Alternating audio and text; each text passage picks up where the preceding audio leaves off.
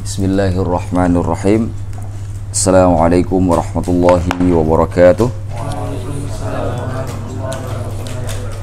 Alhamdulillahi wassalatu wassalamu ala rasulillah wa ala alihi wa ashabihi wa man tabi'ah. Asyhadu an la ilaha illallah wahdahu la syarika lah wa asyhadu anna Muhammadan abduhu wa rasuluhu la nabiyya ba'dah. Allahumma salli wa sallim wa barik ala Muhammadin wa ala alihi wa ashabihi ajma'in. Rabbi syrah li sadri wa yassir li amri wa hlul 'uqdatam min lisani yafqahu qawli, amma ba'd. Teman-teman semuanya, saya pertama sekali ingin minta maaf karena teman-teman nunggu.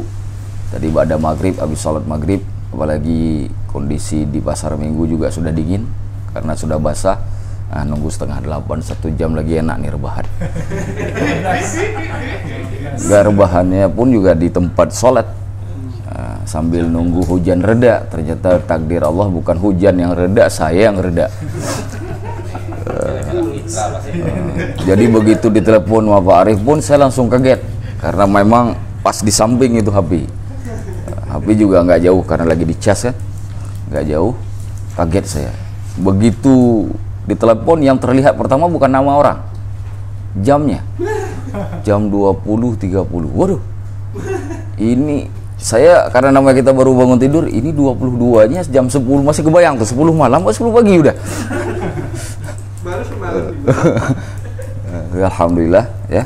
Tapi ternyata memang disuruh memang berangkat harus dalam hujan. Cuma saat tadi habis maghrib bertahan dulu untuk nunggu hujan, ternyata pergi barusan dapat hujan juga. Nah, dapat hujan, malah lebih lebat dari yang tadi, lebih lebat. Nah, jadi takdir Allah itu nggak bisa dilawan. Nah, nanti kita pada bab terakhir itu ada bab takdir namanya. Jadi kalau sudah baca bab takdir itu ya kalau ada ketentuan yang sudah di luar batas yang kita mau ya harus terima. Suka nggak suka. Berapa banyak orang yang pergi pagi cari rezeki, berharap hari itu dapat 50.000, pulang-pulang nggak dapat sepeser pun. Sedangkan anak menangis minta mainan, minta jajanan, istri mengeluh beras di dapur, nggak dapat apa-apa. Itu namanya takdir. Nanti pada bab terakhir qada dan qadar akan kita bahas. Kita sekarang bab Nabi ya, bab Nabi. Kita sudah sampai di penghujung nih, mungkin sekitar 2-3 kali pertemuan lagi udah selesai nih buku. Sudah nggak lama lagi. Kita sekarang udah di halaman 17, coba dibuka-buka oleh teman-teman semuanya.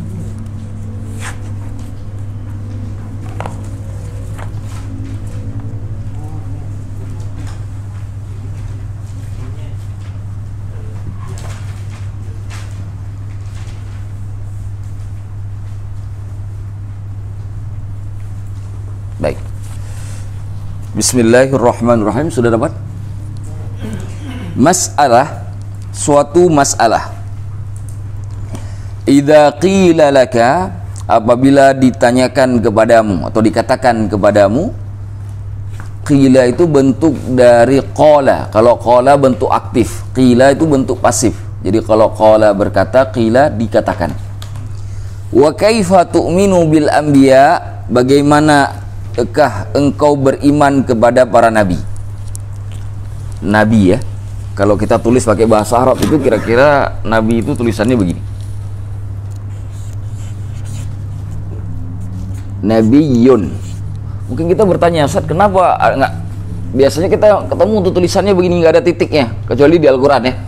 Nah, ini sebenarnya asal kalimatnya itu naba'a. Sebagian ulama bahasa itu salah satunya mengatakan naba'a. Naba'a itu surat An-Naba, tahu ya? Dalam Al-Quran surat An-Naba, nah itu artinya cerita, berita. An-Naba itu cerita dan berita. Dari kata An-Naba ini lahirlah kata Nabiun. Nah ini Nabiun. Orang Arab susah membacanya ini. Kalau dalam ilmu sharaf itu disebut dengan lithqal, berat lidahnya. Lidah saya nggak berat, tapi lidah orang Arab berat. Nabiun. Nah, di dalam ilmu bahasa Arab ada 3 huruf yang biasa disebut dengan huruf sakit. Huruf ini ha ya. Huruful illah. Huruful illah biasa disebut dengan huruf sakit. Huruful illah ini ada 3. Alif, waw, ya. Nggak ada huruf lain, huruf sakit namanya. Kalau kita kan ada huruf vokal dan konsonan. Iya kan? Nah, kalau dia ada huruf illah namanya dari semua huruf hijaiyah itu. Huruf illah itu 3. Nah, huruf illah di dalam ilmu sharaf itu bisa dibolak-balik. Alif jadi waw, waw jadi alif, alif jadi ya, ya jadi alif, waw jadi ya. Boleh bolak-balik itu. Yang nggak boleh qaf jadi sa, itu nggak boleh. Nanti tiba-tiba qaf jadi lam, nggak bisa. Nggak ada syaratnya, nggak ada teorinya. Kalau ini ada teori. Oleh orang Arab karena ada lithiqal, berubahlah alif dia menjadi ya. Dari nabiun menjadi nabiyun. Bisa dipahami ya? Dari mana kata nabiyun itu keluar? Jadi teman-teman sekarang sudah tahu. Dari sini ternyata. Bagi pendapat yang mengatakan ini dari naba'ah. Naba'ah itu artinya berita. Berarti nabi orang yang menyampaikan berita atau kabar.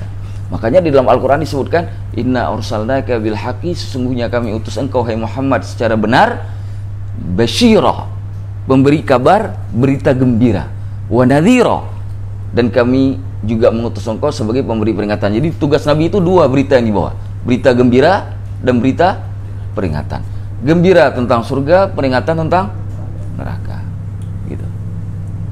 Itu disebut dengan Nabi. Nah, di dalam konteks akidah, orang yang diutus oleh Allah Subhanahu wa Ta'ala itu ada 2. Ada 2 tingkatan. Ada yang disebut dengan Rasul, ada yang disebut dengan Nabi. Bagi yang belajar Aqidatul Awam udah tamat ini. Ya. Rasul dan Nabi itu memang satu tingkatan, tapi derajatnya berbeda. Satu tingkatan. Di mana Rasul dalam pandangan Allah itu lebih daripada Nabi. Saya tanya, di dalam surat Al-Kahfi itu ada pertemuan Nabiullah Musa dengan Nabiullah Khidir. Siapa yang lebih hebat? Siapa yang lebih hebat? Kalau ditanya lebih hebat susah jawabnya. Siapa yang lebih hebat? Tapi tetap saya tanya. Kalau 1 tambah 1 mah nggak akan saya tanyakan. Nggak saya tanyakan di sini, saya tanyakan tempat lain. Di sini kalau harus ditanya 1000 tambah 1000 lah. Yang susah. Untuk menilai manakah yang lebih hebat. Hebat di sini bukan hebat punya kekuatan ya. Yang begitu tidak kita bayangkan seperti orang punya super power. Hebat itu artinya yang tinggi derajatnya. Itu Nabi begitu dengan Rasul. Ingat, sepakat para ulama akidah semua 4 mazhab, Hanafi, Maliki, Syafi'i, Hambali, semua sepakat bahwa Rasul lebih tinggi derajatnya daripada Nabi. Apa alasannya? Kita yakin nggak Allah itu adil? Yakin Allah adil ya? Baik.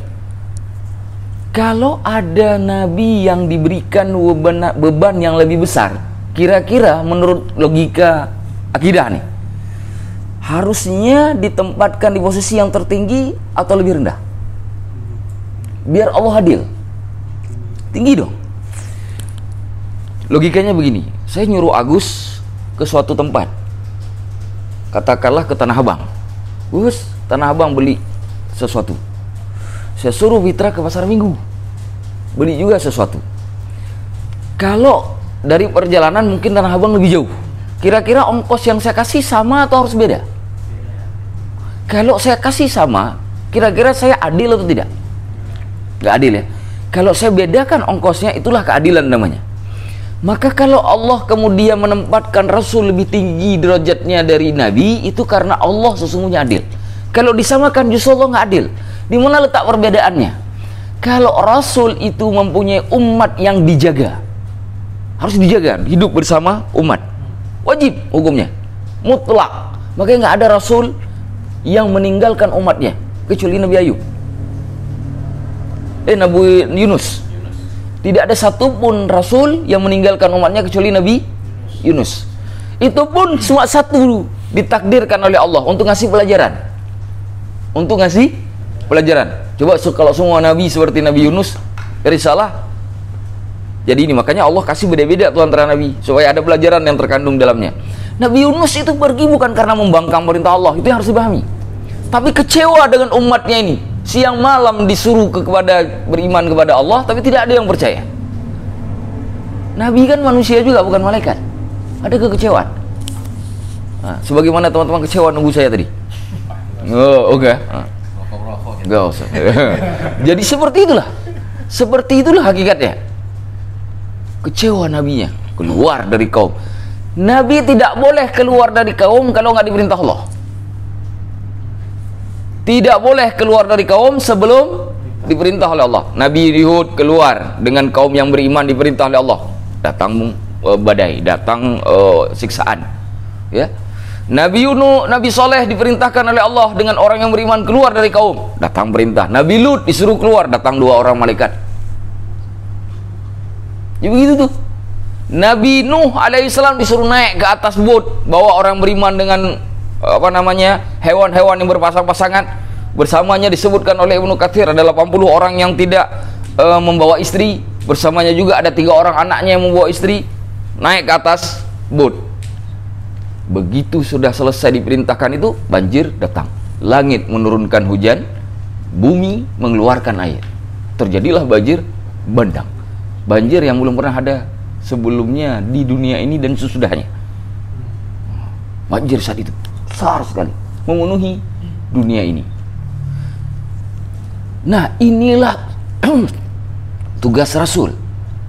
Sedikit Nabi Yunus sebaliknya, karena kecewa keluar tuh dari umat. Karena keluar belum sampai turunnya wahyu, dikembalikan oleh Allah kepada umatnya. Cara mengembalikan, Allah selalu punya cara. Begitu naik bot, mau pergi jauh tuh dari umatnya, sudah naik perahu, naik kapal di lautan, dikembalikan oleh Allah. Caranya bagaimana? Dulu di Irak, di orang di Irak itu, kalau misalkan terjadi badai di dalam lautan, itu harus ada orang yang dikorbankan untuk dilempar ke dalam laut. Nah, dulu begitu tuh budayanya. Dalam ini ada 2 riwayat, ada 2 pendapat. Ada pendapat yang mengatakan Nabi Yunus mengajukan diri, biar saya aja yang dilempar. Nah, dalam riwayat yang lain dikatakan tidak, memang kena qur'ah. Qur'ah itu undian. Singkat kata, undian itu terjadi di dua-dua pendapat. Jadi yang diajukan karena orang ini nggak tega melemparkan Nabi Yunus, diundi juga. Diundi Nabi Yunus, ada yang mengatakan sampai 3 kali diundi. Tetap aja nama yang keluar, nama yang itu. Memang takdir Allah suruh balik. Kayak saya tadi nggak mau langsung pergi karena hujan, nah sekarang pergi hujan juga. Nah, nggak bisa lepas dari takdir itu, nggak bisa lepas. Takdir itu kalau udah melekat aja udah. Nabi Yunus juga begitu, lempar ke dalam laut. Karena memang undiannya 3 kali keluar nama beliau terus, lempar ke dalam laut. Namanya orang dilempar ke dalam laut harusnya meninggal dong. Nggak percaya coba aja besok. Kalau nggak percaya, saya kan cuma ngomong keluar, tapi saya jangan suruh saya nggak mau. Dilempar, ternyata nggak meninggal. Alih-alih meninggal dunia, Allah kirim, Allah utus ikan. Ikan itu pun memakan Nabi Yunus karena ikannya besar sekali.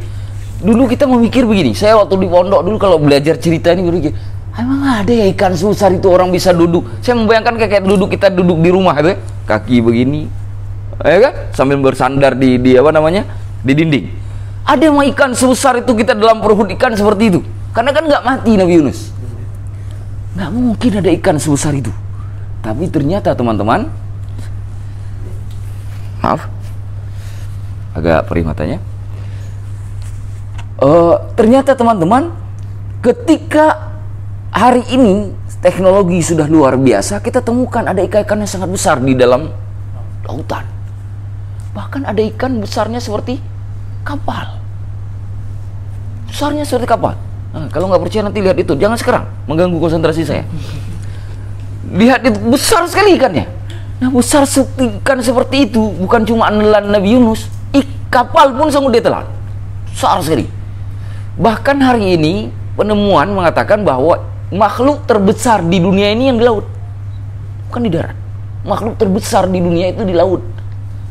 Makanya laut dibikin sampai dengan sangat kedalaman yang sangat, kalau dalam bahasa Al-Quran kan hitam, gelap gulita, itu bahasa Al-Quran, gelap gulita. Saking gelap gulitanya, tekanan massanya semakin tinggi. Orang kalau menyelam di kedalaman laut yang sangat tinggi tidak punya pelindung, itu pembuluh darahnya bisa pecah, darah bisa keluar, bisa mati dalam waktu hitungan detik. Itu ikan sebesar itu di kedalaman yang sangat dalamnya lautan, itu nggak apa-apa. Berarti kuat sekali itu ikan. Makan Nabi Yunus. Bagaimana ikan yang sesungguhnya? Wallahu a'lam. Dimakanlah Nabi Yunus oleh ikan 3 hari di dalam perut ikan. Duduk aja Nabi Yunus di dalam perut ikan, itulah beliau ingat bahwa beliau sudah salah. Apa kesalahan beliau? Meninggalkan kaum sebelum Allah perintahkan. Keluarlah kalimat doa darah Nabi Yunus. Apa kata Nabi Yunus? La ilaha illa anta subhanak inni kuntu minadh dhalimin. Baca itu sering-sering sama doa Nabi Adam itu ya. Baca. Itu doa bagi orang yang berdosa. Diajarkan. Itu hikmahnya salah satu dari cerita Nabi Yunus itu. Karena memang Rasul nggak boleh ninggalin umatnya. La ilaha illa anta. Tidak ada Tuhan kecuali Engkau ya Allah. Subhanak. Maha suci Engkau ya Allah. Ini sesungguhnya aku. Inni kuntu minadh dhalimin. Termasuk orang-orang yang berbuat zalim.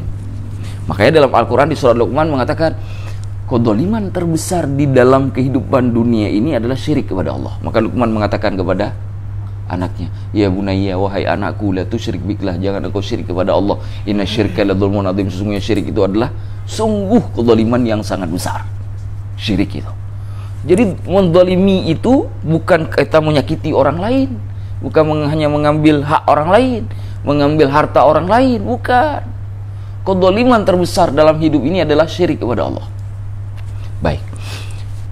Singkat kata, Nabi Yunus yang sudah berdoa kepada Allah mengakui kesalahannya, Allah ampuni dosanya. Seperti kisah Nabi Adam. Fatalaqa kalimatin, diberikan, diajarkan beberapa kalimat oleh Allah. Kalimat apa? Ya doa tadi. Rabbana zalamna anfusana itu kan? Itu yang diajarkan langsung oleh Allah, dibaca oleh Nabi Adam dengan penuh keikhlasan, pengakuan, Allah ampuni, sama seperti Nabi Yunus. Cuma kan Allah punya skenario hebat. Wa makaru wa makarallah, bercerita tentang orang Yahudi atau cerita tentang orang kafir. Innahum yakiduna kaida, mereka mengadakan perencanaan dengan sebenar-benarnya perencanaan. Wa akidu kaida, aku pun bikin perencanaan. Mana salah satu perencanaan Allah? Ketika Abraha menyerang Ka'bah, Allah kirimkan burung. Faja'ala kaidahum fi tadlil. Betul. Alam tara kaifa fa'ala rabbuka bi ashabil fil. Alam yaj'al kaidahum. Tidakkah engkau perhatikan Allah menjadikan kaidahum, daya upaya, rencanaan, tipu daya mereka, orang-orang tentara pasukannya Abraha, fi tadlil, dalam kesia-siaan. Kaidon itu artinya perencanaan yang dilakukan secara sembunyi-sembunyi, keinginan yang dilakukan untuk menyakiti orang lain secara sembunyi-sembunyi.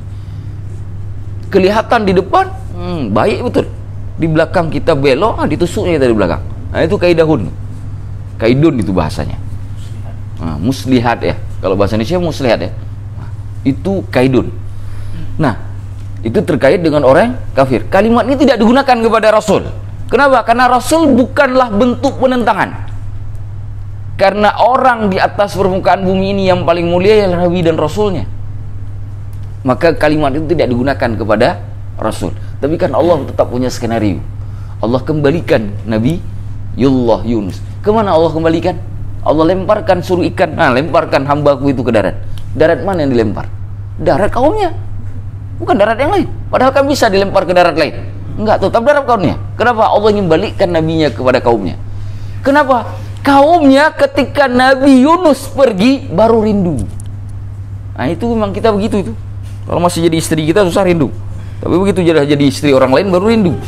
Susah ya Pak. Susah kita nih. Nah, ini sifat manusia itu begitu kan. Nah, begitu pergi Nabi Yunus alaihissalam, kaumnya baru sadar. Kita bersalah kepada Yunus.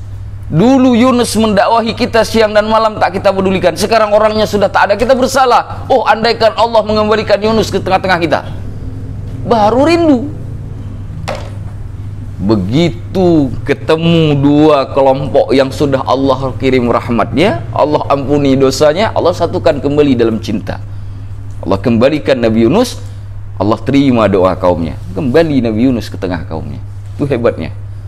Makanya kalau Allah menyatukan seseorang, dua pasangan atau dua kelompok atau dua orang karena bercinta, adanya cinta karena Allah, maka tidak akan ada yang bisa menghalangi. Ada doa habis sholat, Allahumma la mani'a lima a'tai.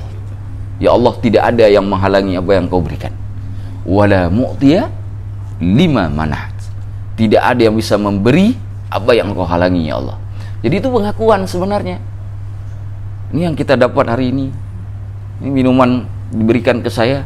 Yang memberikan memanglah manusia, tapi hakikatnya Allah yang mengizinkan ini datang ke saya. Coba kalau tidak, haus terus dari tadi.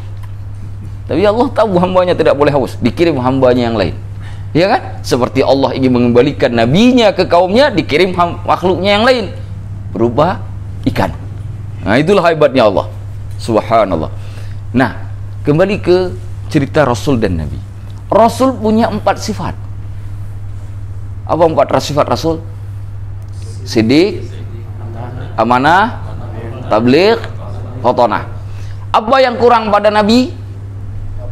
Tabligh. Karena nggak ada umat, tidak menyampaikan, kurang tabligh. Maka kembali ke cerita Nabiullah Musa, Nabiullah Khidir tadi. Mana dalam pandangan akidah yang paling tinggi, Nabi Khidir apa Nabiullah Musa? Nabi Musa.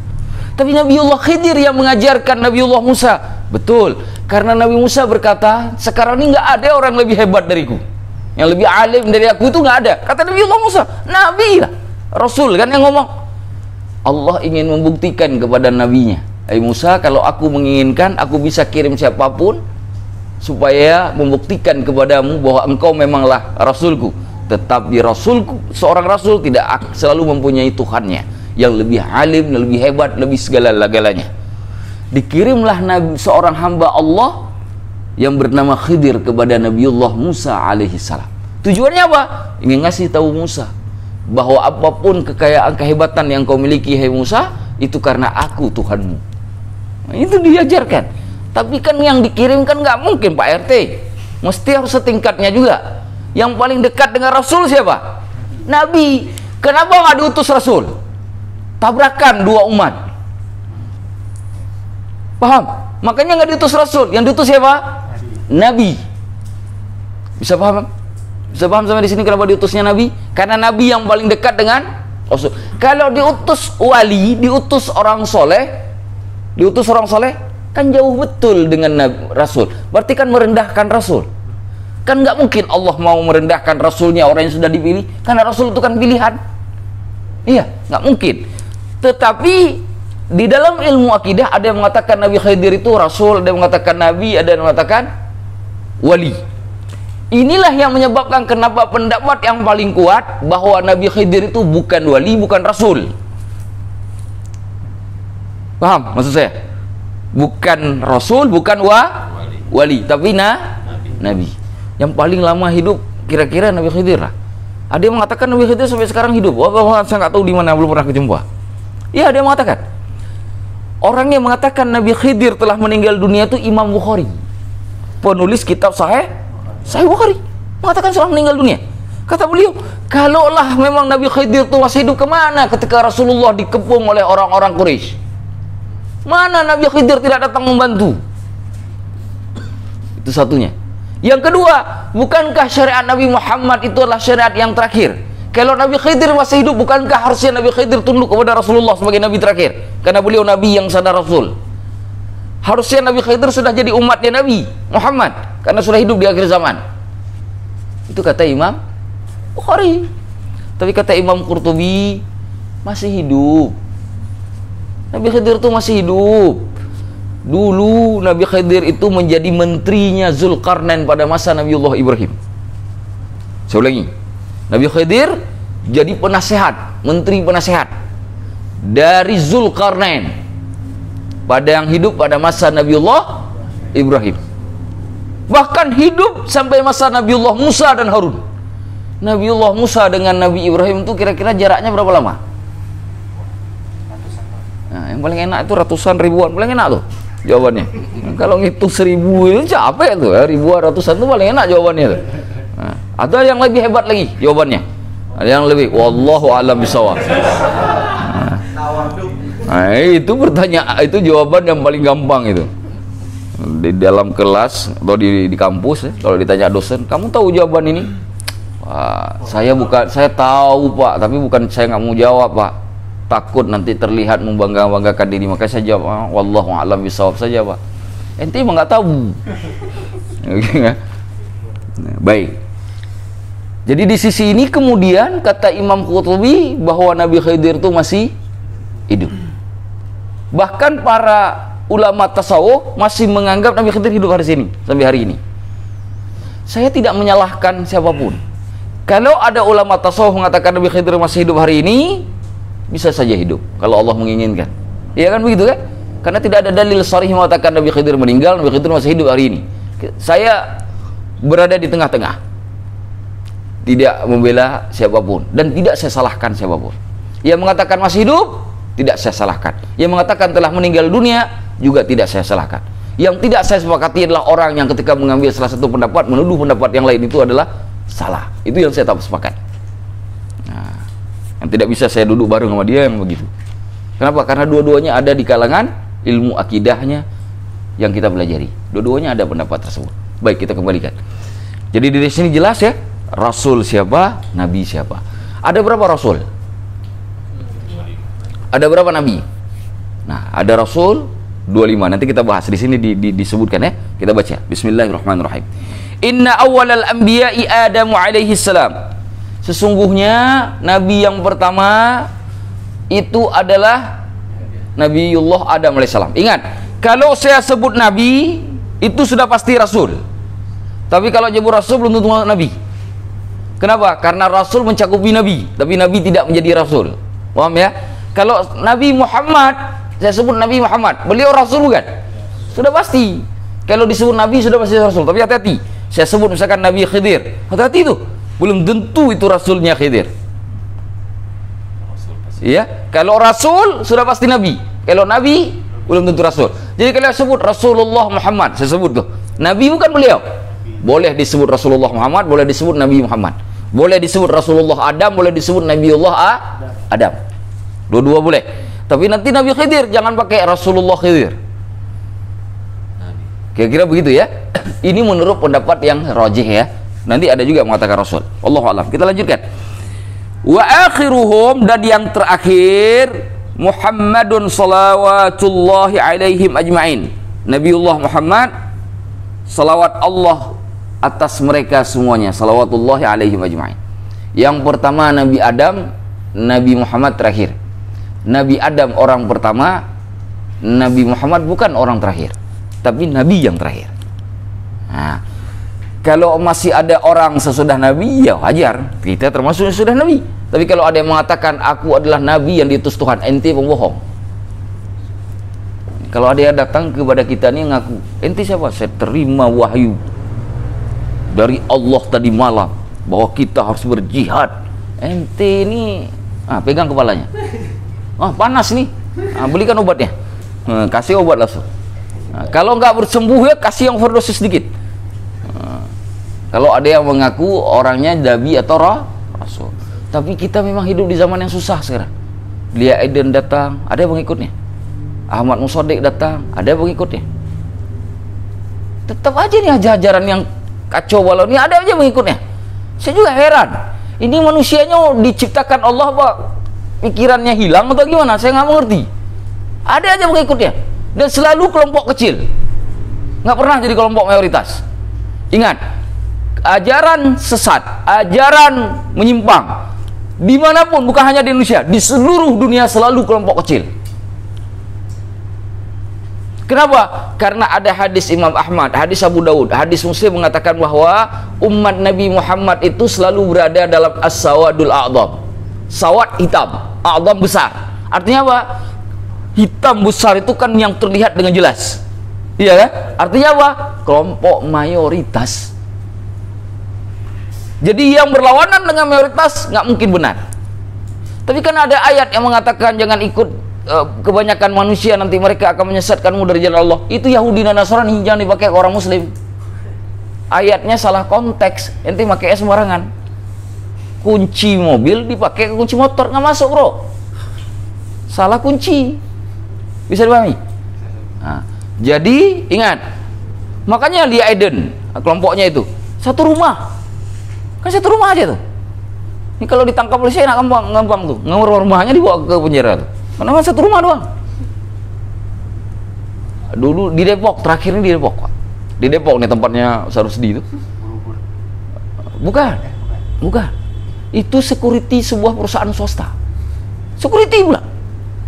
Security dapat wahyu kalau dia itu adalah Imam Mahdi. Wah. Security jadi Imam Mahdi.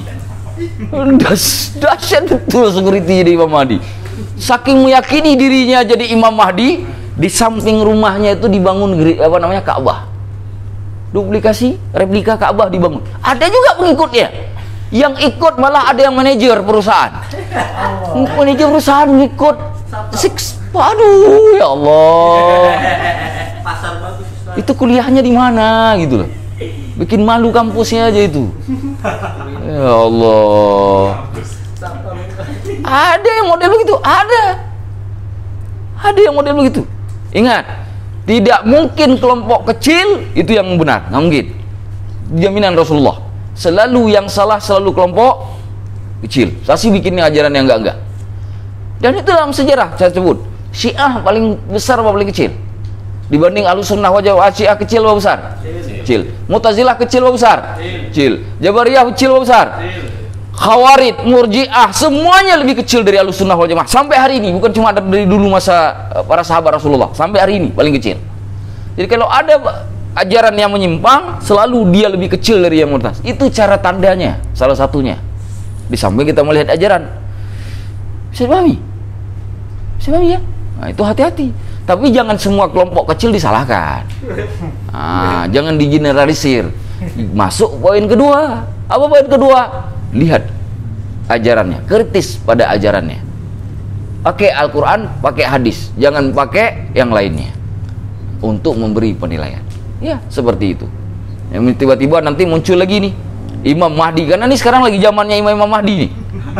Ini sekarang lagi zamannya Imam Mahdi, Nabi Isa, kan sekarang Siti Maryam. Ini sekarang lagi zamannya nih. Kenapa ada yang ngaku Dajjal? Hah? Karena kalau ngaku Dajjal dibunuh orang, tetangga sebelahnya pun geram, betul tuh. Jadi kalau ngaku Nabi Isa kan dia bisa ikut, iya kan? Coba apalagi kalau dia ngaku ya Ya'juj tuh. Mana anak keturunanmu? Ditanya bukan sama dia mana keturunannya ditanya. Nah jadi itu zamannya Imam Mahdi, Nabi Isa, Siti Maryam. Ini zamannya sekarang nih. Hati-hati. Dan ini bukan hanya di Indonesia, di Mesir pun ada. Di Mesir itu malah mengaku di depan televisi dia dapat wahyu langsung dari malaikat Jibril. Itu malaikat Jibrilnya gimana kira-kira bentuknya itu ya? Dapat wahyu langsung dari malaikat Jibril. Orang Mesir itu kan Azhar di tengah-tengah mereka loh. Masih ada juga yang begitu. Apalagi yang kecil, yang sedikit ulamanya. Di Indonesia itu ulamanya lebih sedikit daripada di Mesir. Coba bayangkan. Maka teman-teman dengan pelajaran akidah yang begini, ketika datang aliran-aliran begini kuat, nggak mengaruhi, ketawa saja. Kira-kira betul ya? Kita lanjutkan. Kulluhum kanu mukhbirin. Semuanya mereka, para nabi dan rasul adalah pemberi berita. Pemberi berita. Berita apa? Tentang gembira dan peringatan. Nasihin, pemberi nasihat. Itu sudah pasti. Karena kata Rasulullah, ad-dinu an-nasihah. Agama itu nasihat. Jadi kalau nggak ada nasihat, kalau sudah tidak ada orang yang mau mendengar nasihat, maka agama sudah selesai. Saya ulangi, kalau sudah tidak ada yang mau dengar nasihat, maka agama sudah selesai. Karena agama hakikatnya nasihat. Itu inti dari agama. Wa tawassaw bil haq, tawassaw bis sabr. Shadiqin, benar. Apa yang benar? Membenarkan apa yang disampaikan kepada mereka, dan mereka juga menyampaikan sesuatu secara benar tanpa ditambah, tanpa dikurang. Jadi kalau timbangannya tepat, racikan bumbunya pas, airnya, volumenya tepat, itu Nabi dan Rasul. Kalau kita kan suka nambah-nambah. Dengar dari saya 100, cerita ke orang jadi 200 meter. Yang orang ketiga yang dengar cerita lagi ke orang keempat, nambah 50 lagi. Begitu sudah sampai ke orang 10 jadi 1000 meter tuh. Padahal tadi cuma 100 meter. Nah itu kesan. Muballighin, menyampaikan risalah dari Allah Subhanahu wa taala. Amirina nahin. Amirin, memberi perintah. Nabi itu bukan hanya memberi nasihat, beri perintah. Kamu ke sana, kamu ke sana. Makanya kalau kita di pondok pesantren dulu ketemu sama guru kita diperintah terus. Ya kan? Diperintah terus. Nah, Amna, ke sana. Aduh, diperintah terus. Kamu gimana lagi? Kalau nggak ada perintah, hidup ini nggak jalan. Maka ada selalu perintah itu. Nahin, larangan. Perintah larangan itu bukan sesuatu karena merendahkan orang yang diperintah ataupun orang yang dilarang, bukan. Perintah dan larangan ada untuk memastikan bahwa roda kehidupan berjalan. Itu harus dipahami. Umana Allahi Ta'ala. Umana itu artinya orang yang menyampaikan amanah. Dari siapa amanah itu datang? Dari Allah. Ma'sumin, maksum. Apa arti maksum? Tidak ada dosa kecil dan dosa besar. Itu maksum. Wa ismatuhum kasairil malaika. Maksumnya itu seperti malaikat. Karena malaikat la ya'sunallah, tidak pernah bermaksiat kepada Allah, tidak kecil tidak besar. Berarti Nabi pun tidak punya dosa kecil, juga tidak punya dosa besar. Wajibatun, wajib bagi Nabi, harus yakin. Nabi Muhammad ada dosa kecil gak? Ada. Nabi Nuh kira-kira dosa besarnya ada nggak satu? Nabi Adam ada dosa nggak? Lah kan pernah makan pohon huldi. Ada dosa nggak? Ada nggak? Gak ada. Gak usah ragu, gak ada dosa. Tapi bagaimana dengan kesalahan yang pernah dilakukan? Oh, sudah Allah ampuni kan? Sudah Allah ampuni belum? Nanti hari kiamat ketika orang datang minta syafaat kepada Nabiullah Adam, Nabiullah Adam mengatakan dalam satu riwayat, aku tidak bisa memberi syafaat karena aku melakukan sebuah kesalahan. Kesalahan yang aku lakukan itu menyebabkan aku tidak pernah melihat Allah semarah itu sebelumnya dan sesudahnya. Itu kata malaikat, oh kata Nabiullah Adam. Kapan kesalahan itu?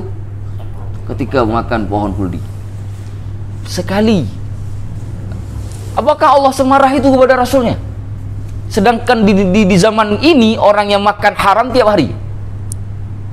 Sedangkan Nabiullah Adam cuma sekali seumur hidup. Hidupnya lebih lama berkali-kali lipat dari umat hari ini. Iya kan? Kita hidupnya 30 tahun. Cuma 2 tahun bersih dari noda.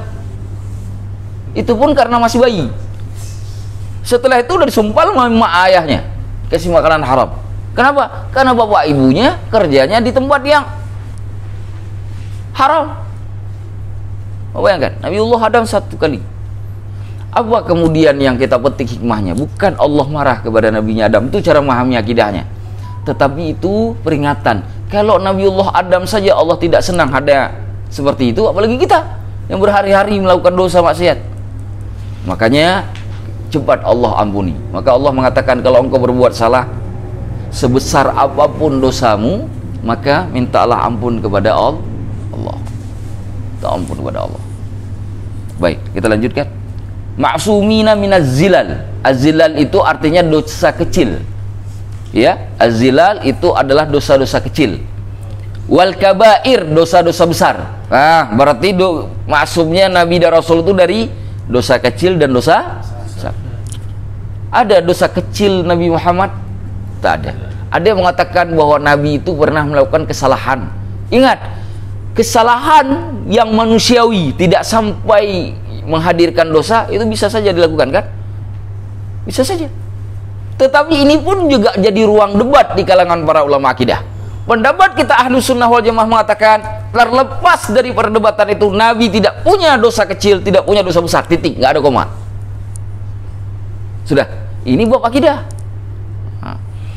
Wa mahabbatuhum syartul iman.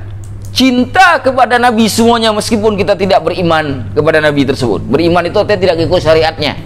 Nabi Adam, kita kan nggak ikut syariat Nabi Adam, tapi mencintai Nabi Adam, mencintai Nabi Nuh, mencintai Nabi Musa, apalagi Nabi Muhammad, Nabi kita sendiri. Itu adalah syarat iman. Orang yang beriman kepada Allah tidak beriman kepada nabinya kafir. Orang yang percaya kepada Al-Quran nggak percaya kepada hadis, kafir. Tetap nggak bisa ditawar-tawar. Itu bab akidah itu nggak bisa ditawar-tawar. Syarat iman. Saya percaya Nabi Muhammad Rasul saya, tapi saya nggak cinta. Saya lebih cinta Albert Einstein. Kira-kira gimana imannya? Kalau mahabbahnya bisa sampai hilang total 100%. Karena begini, grafik hati manusia, kalau ini cinta, ini kebencian, nggak mungkin dua-duanya nol. Ingat, nggak mungkin dua-duanya nol, kecuali orangnya mati. Kalau mahabbahnya, cintanya tinggi, maka bencinya kurang. Sebaliknya, kalau bencinya naik, mahabbahnya kurang. Nggak mungkin dua-duanya naik. Jadi nggak ada I love you but I hate you, nggak ada tuh. Itu ajaran paling bodoh tuh. Nggak ada. Cinta-cinta saja, benci-benci saja. Nggak ada I love you but I hate you. Anak muda ini aneh-aneh aja sekarang. Nggak ada. Sudah. Nah, mahabbahnya naik kepada Nabi, bencinya turun. Begitu ini hilang, ini naik. Kalau ini sudah begini syaratnya, baca lanjutnya. Wa bughduhum kufrun. Benci kepada Nabi, mereka semuanya kafir. Jadi turunnya cinta, naiknya kebencian. Naiknya kebencian menjadi sebab kekafiran orang tersebut. Hati. Jadi kalau cerita tentang Nabi Allah, siapapun dia, ceritalah dengan cerita yang baik. Cerita dengan cerita yang baik, karena mereka wajib dicintai. Allah yang merintahkan para nabinya. Baik. Ada pertanyaan? Sampai di sini dulu, ada pertanyaan. Sudah jam berapa sih? Wah, memang sama yang susah kalau tanya beliau 9 terus. Orang semangat berilmu memang begitu ya. 9 terus. Kalau saya jam 10 terus. Baik. Apakah dengan kita berbuat dosa dalam artian kita membenci Nabi? Enggak. Benci satu hal, dosa satu hal. Ada dosa karena benci, ada dosa yang tidak berhubungan dengan benci. Pertanyaannya, apakah berhubungan ataukah tidak? Kalau tidak berhubungan dengan benci, maka itu tidak menjatuhkan iman. Tapi dosa yang berhubungan dengan benci kepada para nabi, apalagi kepada Allah, itu bisa jatuh menghadirkan kekufuran. Bisa dipahami? Sedangkan kemaksiatan yang tidak sampai pada tingkatan itu, saya nggak mau sholat. Tapi bukan karena saya nggak percaya Allah, bukan karena saya nggak percaya Rasulullah, tapi karena memang malas saja saya. Bukan salah Allah, bukan salah Nabi, memang saya ini. Nah, susah saya kalau diajak tobat ini sekarang nih, masih goyang. Nanti aja lah saya tobat umur 45 tahun lah kalau masih hidup. Kalau masih hidup, tahu dia akan mati. Tahu dia akan mati, tapi tetap aja ngomong begitu. Nah, orang begini tidak boleh dihukum kufur, tidak boleh dihukum kafir, dia dihukum fasik. Begitu kira-kira. Ya, kalau sudah nanti dibangkitkan di hari kiamat yang model-model begini, tetap ke neraka. Hanya nanti kalau sudah selesai habis dosanya, dibalikin oleh Allah ke dalam surga. Sudah kita belajar di dalam bab hadis syafaat. Ya, ada lagi. Benci dengan sahabat menyebabkan kafir. Benci kepada para sahabat Rasulullah SAW, apakah bisa menyebabkan? Sebagian ulama hadis, mengatakan benci kepada sahabat bisa menghadirkan kekufuran. Kenapa? Karena bagian dari para sahabat ada hadis yang disebut dengan hadis mauquf. Benci kepada mereka menghapus hadis mauquf. Sedangkan ajaran Nabi tidak akan mungkin sampai ke kita kalau tidak ada sahabat. Ada dua. Ada yang mengatakan tidak sampai kepada kufur, tapi dia akan dihukum sebagai fasik dan munafik sekaligus. Bisa dipahami ya? Kenapa pemahaman ini muncul? Untuk membedakannya dengan Nabi. Sama seperti kita benci kepada ulama, sama seperti kita benci. Cuma kebencian itu derajatnya berbeda-beda. Semakin besar ujiannya, semakin besar kebenciannya, semakin besar pula siksaannya, begitu saja. Nah, Wallahu a'lam bishawab. Ada lagi?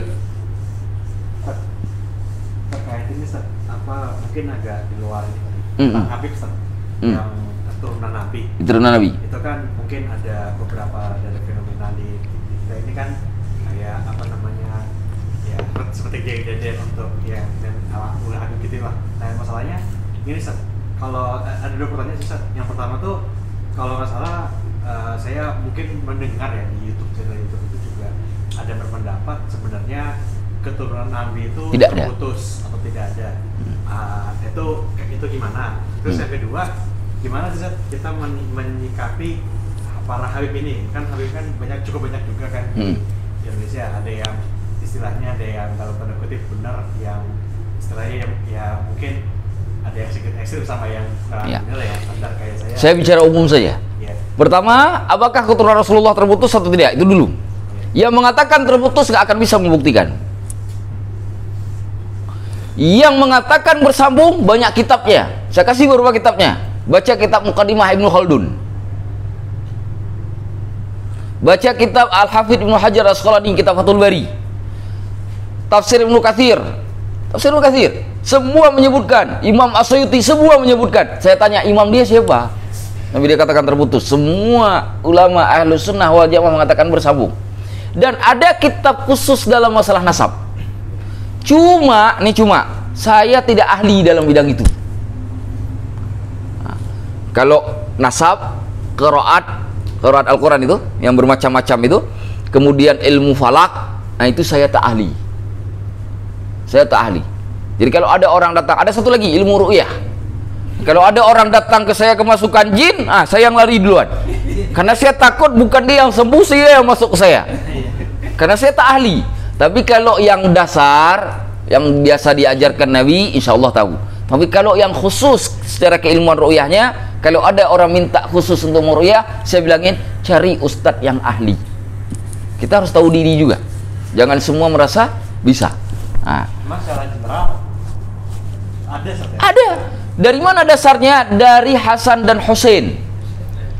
Dari Hasan dan Husain itu yang melahirkan Zainal Abidin Muhammad Baqir,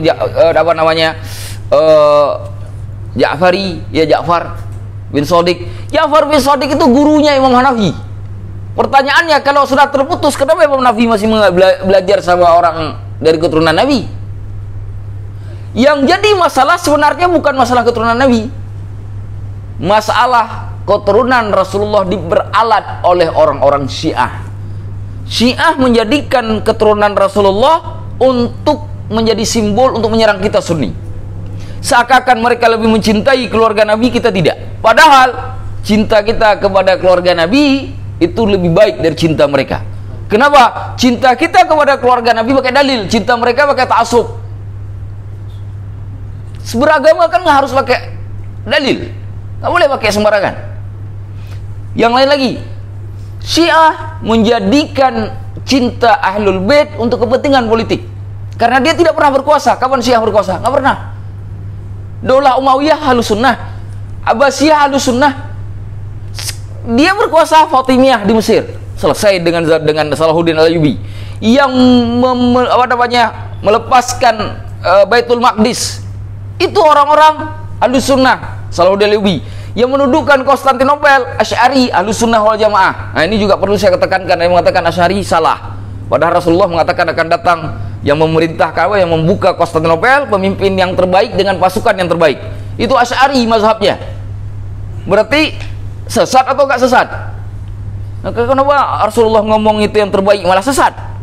Yang sesat, yang kepala ente yang sesat.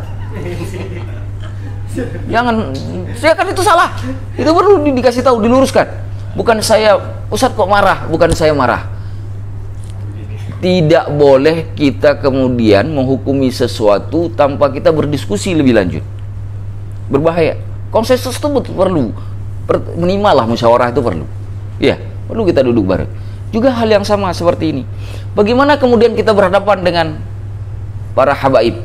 Saya pakai saja karena habaib itu bukan nama. Itu gelar dari kalangan para nabi, terutama yang dipakai di Yaman dan Asia.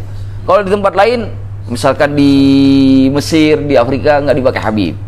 Oke, lagi mereka biasa tetap pakai nama di belakang, di depannya pakai syekh tetap. Syekh Imam Ad-Dardir atau Syekh Ahmad Al-Marzuki yang kita belajar di kitabnya. Itu Ahlul Bait itu. Cuma bukan dari Husain, dari Hasan. Dari Hasan. Dari ibunya beliau dari Husain, dari ayah dari Hasan. Nama beliau Syekh Ahmad Al-Marzuki Al-Hasaniyah, dikasih Hasaniyah di belakang. Kalau di kita ada Habib. Apa itu Habib? Habib adalah orang dari kalangan Rasulullah, keturunan Rasulullah, yang kemudian punya ilmu agama yang tinggi. Jadi kalau Habibnya gitu-gitu aja, ya Habib itu karena kebiasaan kita panggil Habib, tapi bukan Habib yang kita maksudkan yang berilmu. Begitu. Karena ada juga di kalangan Habib ini yang alim, ada juga yang nggak alim, ada juga yang malah kacau balau. Iya, ada yang Syiah, Pak. Ada yang Syiah. Ada yang Syiah, ada yang kerjaannya ganggu-ganggu kehidupan umat Islam aja, ada juga. Kenapa ini terjadi? Apakah ini bisa dimungkinkan terjadi pada keturunan Rasulullah? Ingat, bab maksumin tadi. Hanya Rasul dan Nabinya yang maksum. Tidak ada yang maksum sesudahnya. Jadi yang tidak maksum sesudahnya bisa dapat kesalahan kecil nggak? Bisa dapat dosa besar nggak? Bisa. Maka cara ngukurnya bagaimana? Kembali kepada Al-Quran, kita kembali kepada hadis. Iya kan? Kenapa terfokus dengan yang salah, sedangkan yang baik pun ada? Kenapa cari yang macam-macam, tapi kita tetap hormat? Hormatnya dalam batasan, ku hormat engkau, kalau perlu ngomong aja, ku hormat engkau karena ada darah nabiku di situ. Kalau bukan karena itu, karenanya salah kan?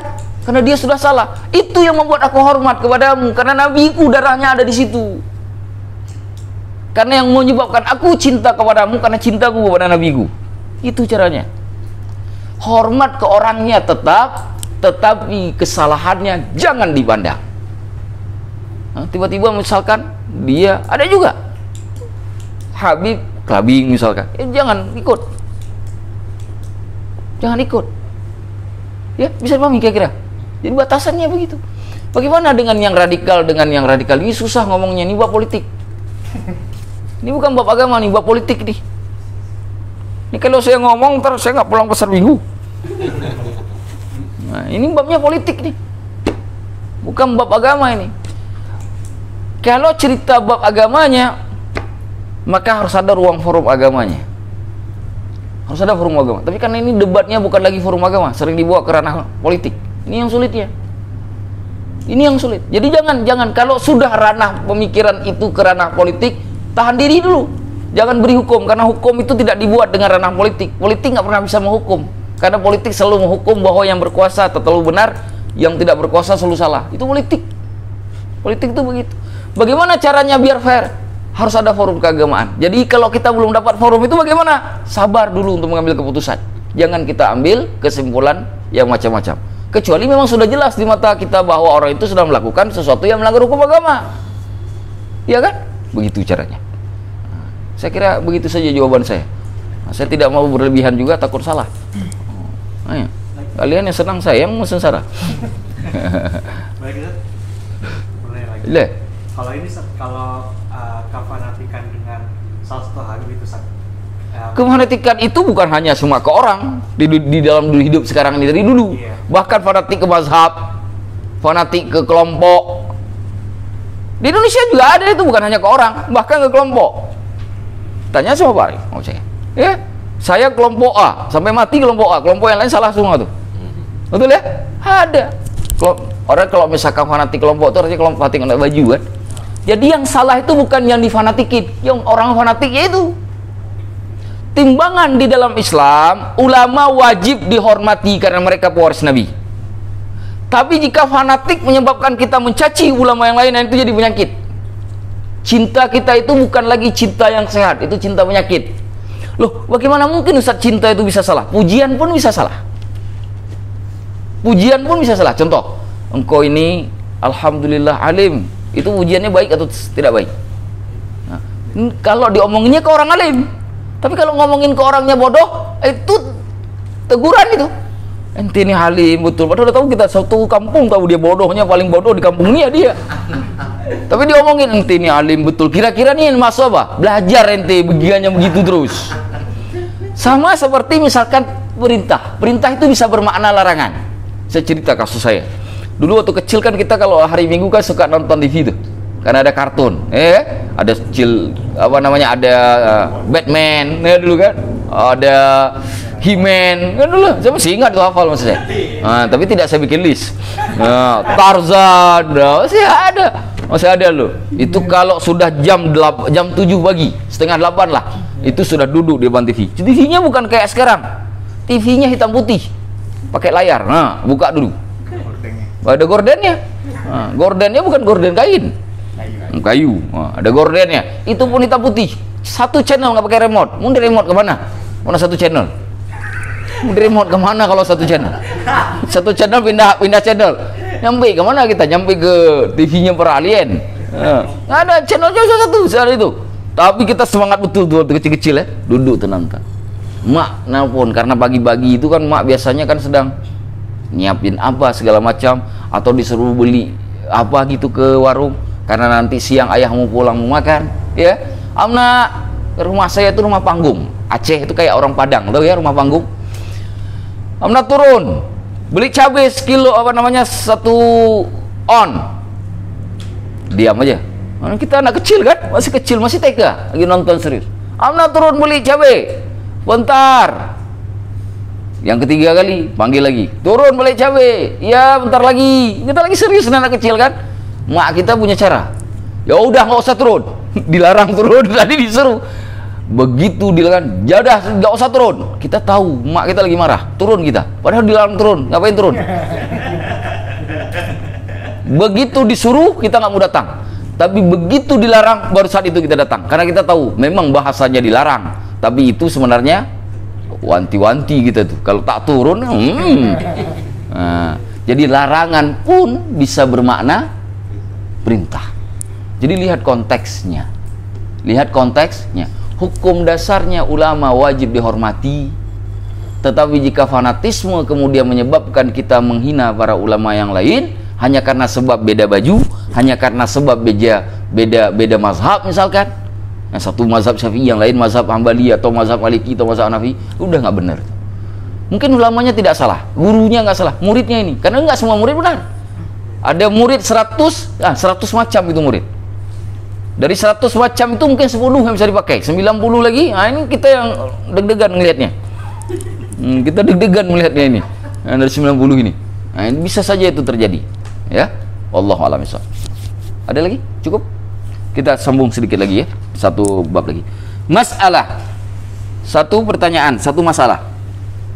Idza qila laka, apabila dikatakan kepadamu, wa kam min ashabi syara'i, berapakah itu sahabat-sahabat syariat?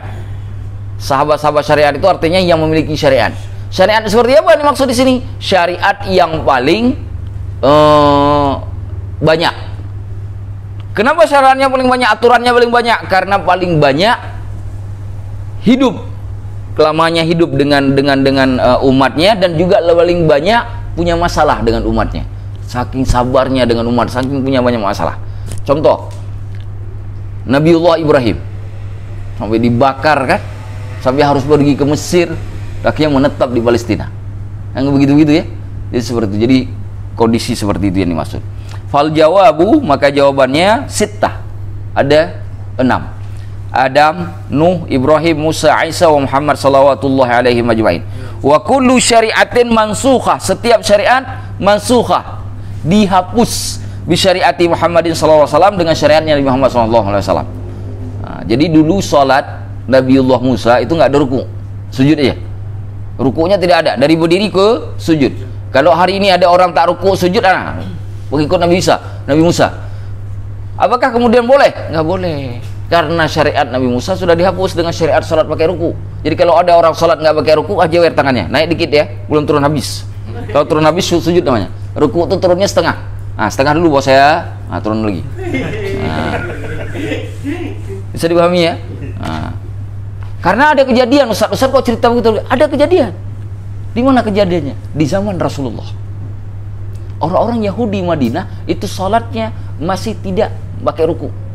Maka turun ayat Al-Baqarah, wa aqimus shalah, dirikanlah salat, wa atuz zakah, tunaikanlah zakat, warka'u ma'ar raka'in. Hei orang Yahudi, ruku sama orang-orang yang ruku. Jangan sujud dulu, ruku dulu. Gak ada kalimat wasjudu ma'as sajidin, sujud bersama orang-orang sujud, karena mereka tahu sujud. Siapa yang menjelaskan ayat ini? Syekh Mutawalli Asy'arawi. Saya kasih referensi, jangan ada yang menganggap itu saya ngakali. Nah, saya ngambil dari ulama yang di inilah menjadi masdar atau referensi di zaman ini. Siapa yang 6 ini dalam bahasa Al-Quran? Ulul azmi. Ustadz, ulul azmi kan 5 orang, betul ya? Ada berapa orang ulul azmi? Kenapa di sini disebut 6 orang? Abu Laits As-Samarqandi mengatakan ulul azmi itu 6 orang. Nah, udah tahu lagi, udah tambah lagi ilmunya.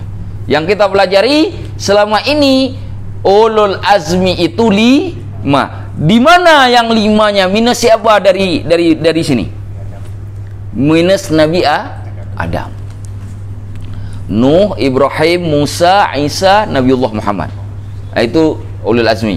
Kata Abu Laits As-Samarqandi, karena ini kan redaksi Abu Laits, ditambah satu lagi Nabiullah Adam. Itulah ulul azmi.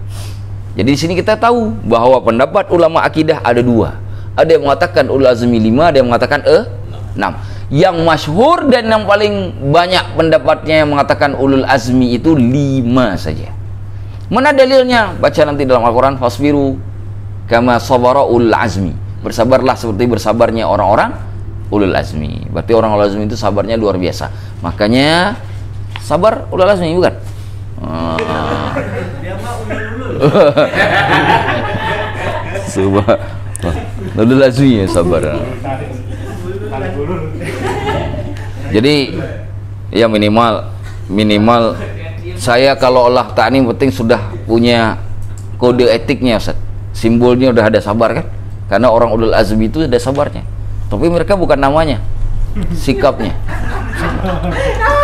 Kalau sabar sifat, enggak, nama dan sikap. Amin kan lah. Amin. Begitu. Kalau hal yang baik-baik itu jangan lupa amin. Biar masuk ke hati. Manusia boleh tak mendengar, tapi Allah maha mendengar. Amin kan? Amin ya Allah. Insyaallah. Insyaallah. Yang pasti yang lainnya walaupun namanya bukan sabar juga sabar seperti sabar. Gitu. Begitulah, amin.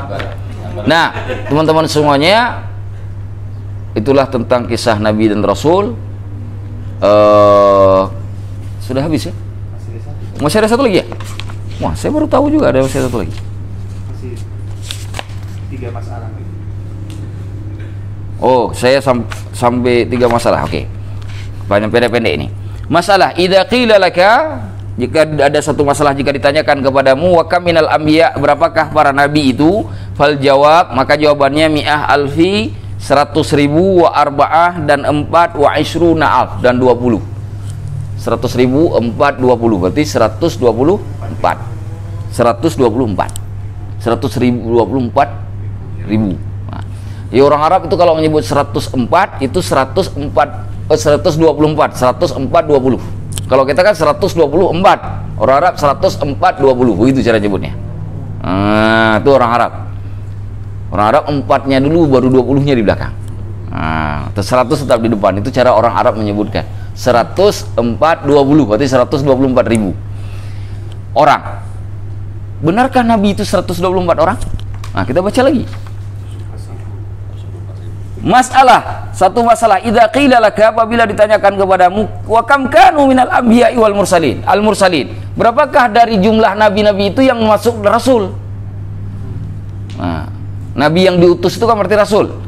Fal jawab, maka jawabannya 300 wa 13 mursalan, yang diutus atau rasul.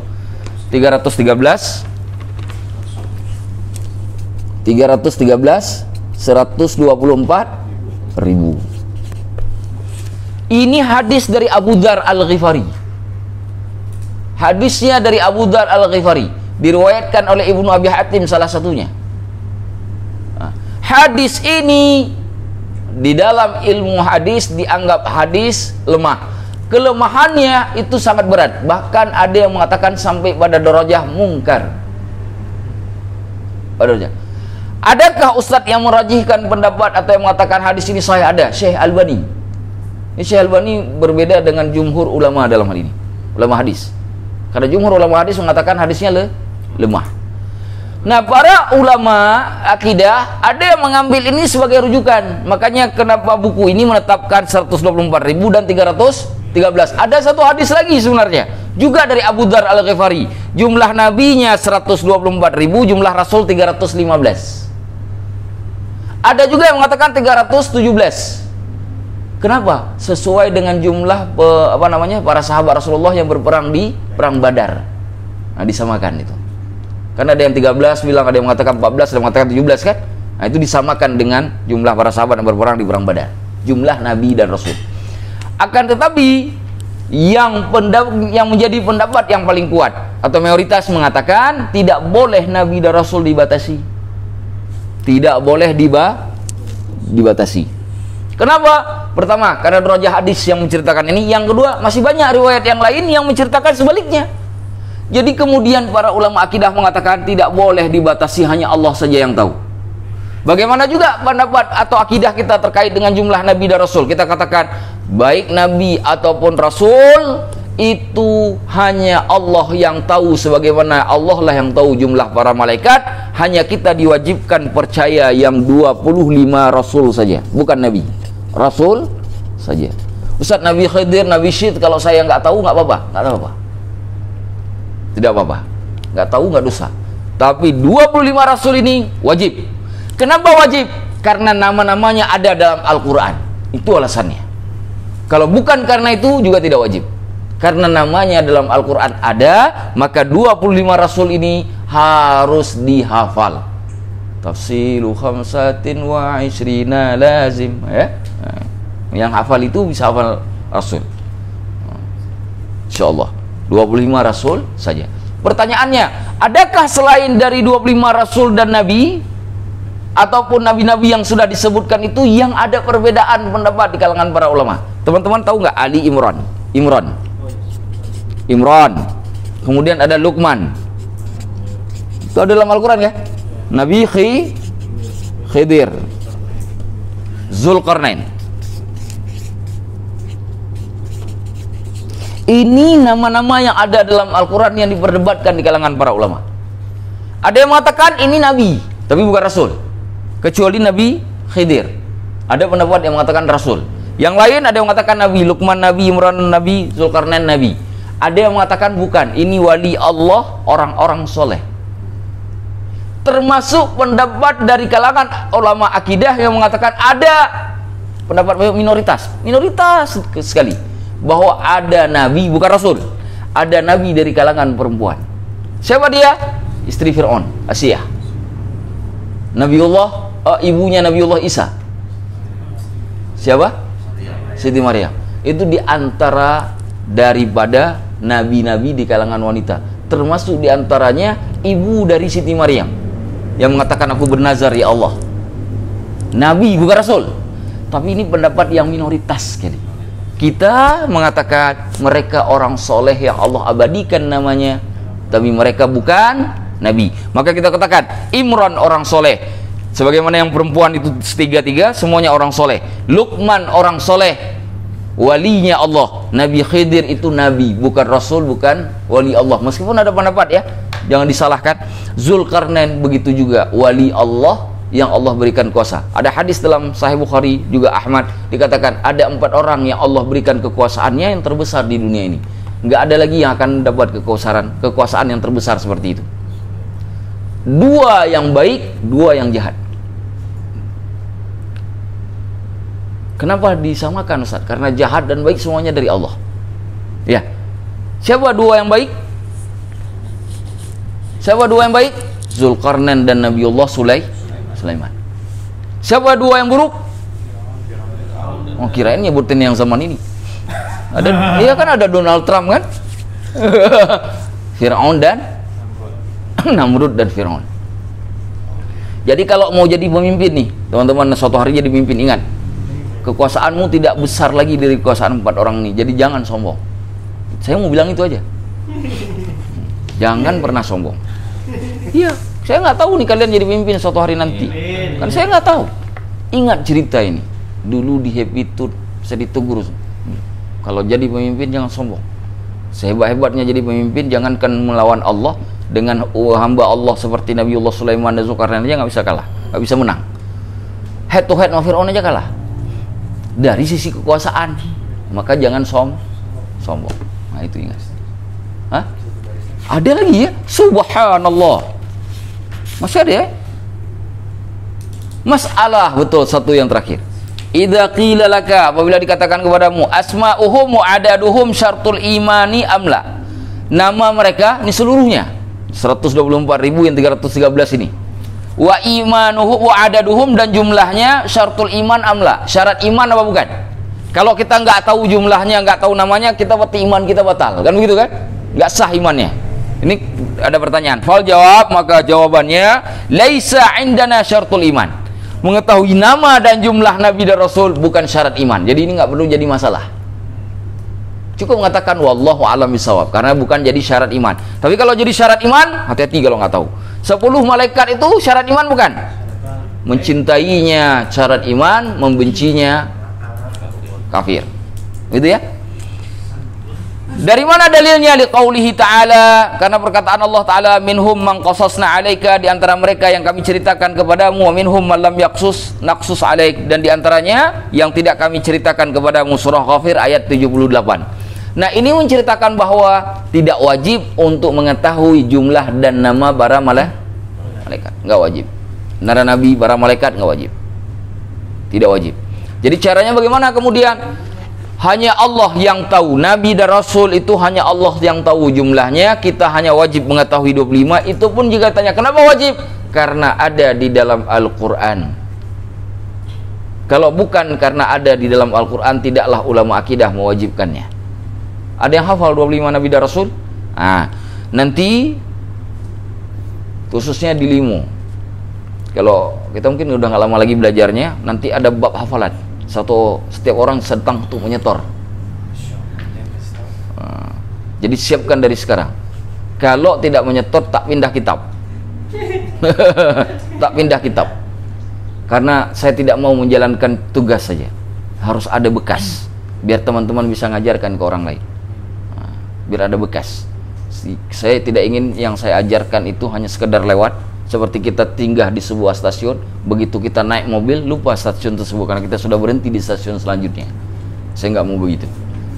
Stasiun lama boleh kita tinggalkan, tapi itu tetap jadi kenangan. Itu pikirannya kemana-mana itu. Padahal saya masih ngomongin mobil tadi itu. Saya masih ngomongin mobil loh ya tadi itu. Pikirannya kemana-mana. Emang banyak ahli sastra di sini nih. Subhanallah. Teman-teman semuanya, itulah cerita Nabi dan Rasul sekilas saja. Jadi sudah tahu minimal nih, ingat siapakah Nabi, siapakah Rasul, apakah dalam Al-Quran nama-nama yang disebutkan itu Nabi dan Rasul, apakah ada perbedaan pendapat ulama, dan mana yang paling rajih. Pendapatnya rajih itu artinya yang paling kuat. Nah, jadi dari sini teman-teman sudah tahu, bahkan sudah tahu huruf illah, huruf sakit. Ada 3 itu huruf sakit ya. Kalau kita orang sakit orang sakit itu alif, kemudian bengkok juga ada waw, gitu kan? Kan banyak orang begitu, tadinya lurus saja, begitu sudah ada kepentingan jadi nggak lurus lagi. Begitu kan? Dulu belum masuk anggota DPR rajin betul ke majelis taklim, bagus orangnya. Begitu sudah jadi majelis tabligh, di anggota DPR sudah aneh-aneh itu. Ada banyak orang seperti itu, suka bengkok ya. Tidak ada satupun di sini yang seperti itu, insyaallah. Kalau jadi anggota DPR, saya doakan jadi. Tapi kalau lurus dipecat. Saya doakan dipecat. Kalau nggak lurus, tapi kalau lurus saya doakan tetap dipertahankan. Kalau nggak lurus, saya dipecat. Karena itu tidak ada gunanya. Tapi kalau bisa lurus, jangankan jadi anggota DPR, semoga ada yang jadi presiden di sini.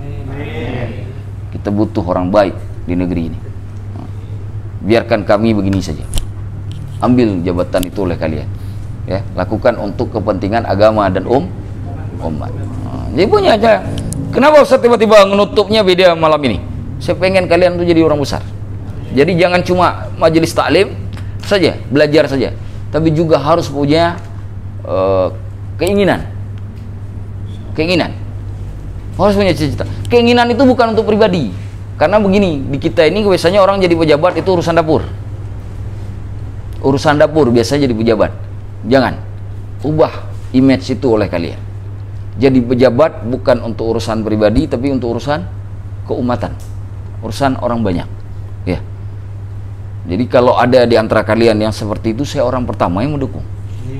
Kalau perlu saya turun jadi jurkam. Nah, jurkam itu apa? Juru? Oh, saya pikir juru camping karena suka camping saya.